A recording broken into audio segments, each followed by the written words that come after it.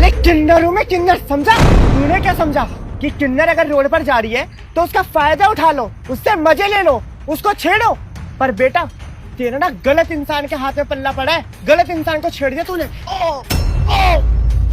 तभी लड़का आकर कहता है, अरे भाई ये क्या नाटक चल रहा है, ये कौन है? तो किन्नर कहती है, अबे साले तू कौन है, इसका हिमायती बनकर आया है? तब लड़का कहता है, मैं इसका भाई हूँ, लेकिन तुम कौन हो? तो किन्नर कहती है, अच्छा तो इस हरामखोर का भाई है? तो लड़का कहता है, पहले इसको छोड़। तब किन्नर कहती है, थोड़ी तमीज से बात कर, नहीं तो इसको यही जमीन में जिंदा गाड़ दूंगी, अब चुपचाप निकल यहाँ से। तो लड़का कहता है, ये सब चल क्या रहा है? तो किन्नर कहती है, मैं बताती हूँ चल क्या रहा है, लेकिन वह देखने से पहले प्यारे दोस्त, जो कोई बजरंग बली को लाइक और सब्सक्राइब करेगा उसके घर हमेशा शांति रहेगी।